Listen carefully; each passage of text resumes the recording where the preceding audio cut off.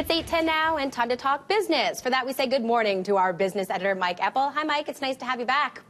Hey, good to be back, Sarah. How are you doing today? I'm doing very well, but we've got a lot to talk about since you haven't been here the last week. Today marks a deadline, but not as strict as it typically would be. I was worried you were going to do a 5-day review. We do not have time for that. I don't have time for the test.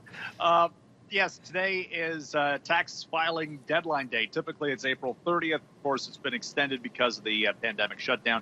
The deadline actually to pay, you won't be penalized if you don't pay before September 1st. So, I mean, the government's giving all sorts of maneuverability to pay your taxes. And anything that you are perhaps getting on any of those government benefit programs currently in place because of the pandemic shutdown, all that's going on next year's tax filing. So some of that might be clawed back. But again, it's tax filing day.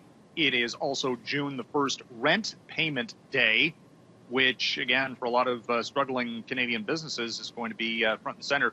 And whether or not their landlords are using the government assistance program, the tenant relief cash, it's a big unknown. A lot of Canadian businesses up against it again as June 1st is quickly rolled around. Let's talk about stores in the U.S. A lot should be opening their doors, but in fact, we're seeing the opposite.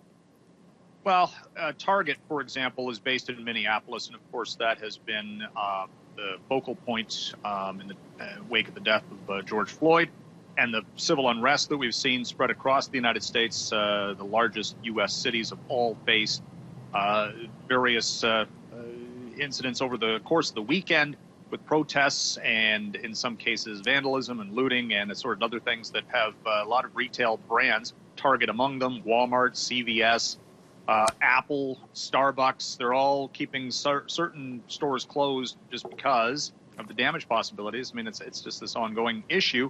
At the same time, Amazon is redirecting some of its delivery routes to avoid the unrest hotspots, if you want to call them that.